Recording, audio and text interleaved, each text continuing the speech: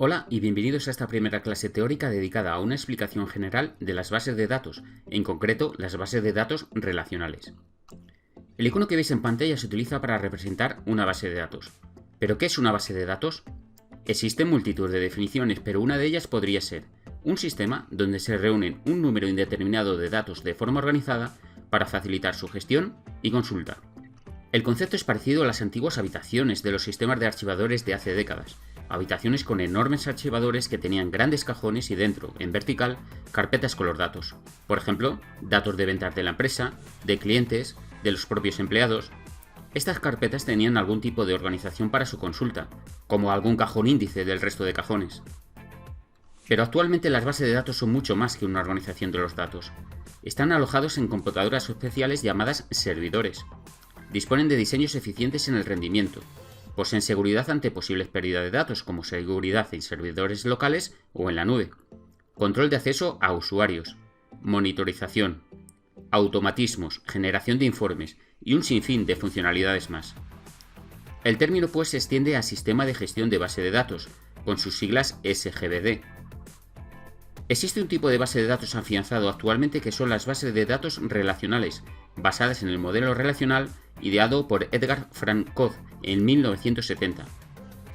Se basan en el concepto de entidad y en el concepto de relación entre las entidades. Una entidad es un objeto, algo que existe en el mundo real. Puede ser algo concreto o físico que se puede tocar, como un coche, una persona, un instituto, etc. Son entidades físicas. Pero también puede ser algo abstracto, no tangible, un trabajo, una asignatura, etc. Son entidades abstractas. Las entidades se relacionan entre sí. Una entidad persona conduce una entidad coche. Una entidad persona tiene un trabajo, por ejemplo, profesor. Esa entidad persona-profesor imparte clases en una entidad instituto. Una asignatura se imparte en la entidad instituto. Y así infinidad de posibles relaciones. En los modelos, estas relaciones se suelen representar con flechas. Las bases de datos relacionales se diseñan en tres fases: el diseño conceptual, el diseño lógico y el diseño físico.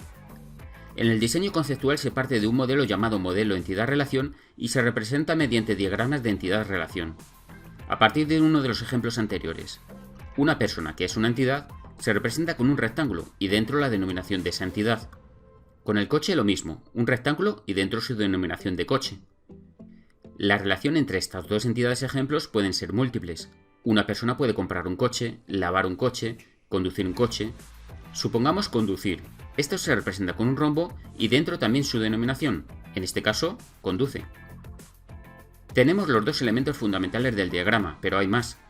Necesitamos almacenar en nuestra base de datos las características de cada entidad.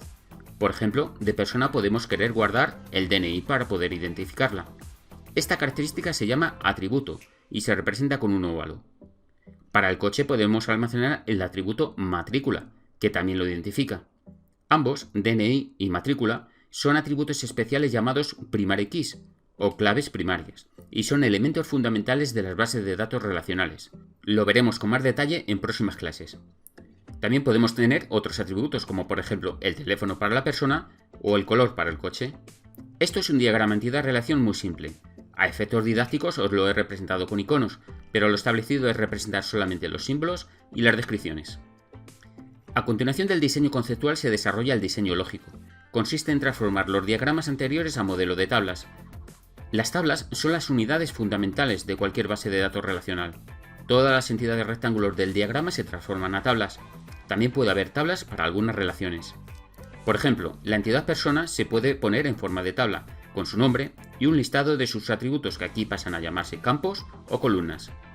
Para la entidad coche lo mismo, nombre de tabla coche y listado de sus campos o columnas. Las relaciones entre tablas se representan mediante líneas o flechas que las conectan. Esto también lo veremos en próximas clases. Lo que tenéis en pantalla es un diagrama de tablas muy sencillo. Finalmente tenemos el diseño físico, donde ya intervienen lenguajes para su modelado. El lenguaje más extendido y que permite la obtención y tratamiento de las bases de datos relacionales es SQL, que son las siglas de Structured Query Language o lenguaje estructurado de consultas. Dispone de un gran número de instrucciones para la manipulación lógica de los datos de una base de datos. SQL interviene aquí para la construcción de este modelo. mediante su grupo de sentencias de definición de datos, es decir, sentencias que permiten crear bases de datos, crear tablas, crear vistas, establecer restricciones, etc. En los ejemplos vistos anteriormente, las tablas personas se crearían mediante la sentencia createTable, que ya veremos durante el curso. Lo mismo aplicaríamos a la tabla coche. Este diseño físico es el núcleo principal de este curso de base de datos con SQL Server. Adicionalmente, y aunque no es el objetivo del curso, también existen las bases de datos no relacionales, que han surgido más recientemente, y que se denominan NoSQL. No es la negación de SQL, sino que significa en inglés Not Only SQL, o no solo SQL. Es decir, aunque utilizan un sistema de organización de los datos distinto a tablas, pueden apoyarse en el lenguaje SQL para facilitar ciertas operaciones. Hasta este punto, el SQL es importante, puede formar parte de bases de datos no relacionales. Este tipo de bases de datos son útiles cuando la coherencia y la consistencia pueden pasar a un segundo plano en favor de ser más escalables en el guardado y recuperación rápida de registros. Han sido impulsadas fundamentalmente por las redes sociales. Pero volviendo a la base de datos relacionales, aquí la coherencia de los datos es la máxima premisa. Se obtienen estudios estadísticos precisos y toma de decisiones en base a datos fiables, totalmente adecuadas en el mundo empresarial. Y llegamos pues a un concepto más general aún.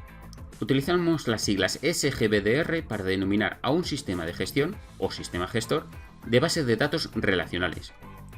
Actualmente los sistemas más implantados que utilizan SGBDR pueden ser Oracle, la pionera comercialmente hablando, MySQL, MariaDB, PostgreSQL, pero hay muchas más.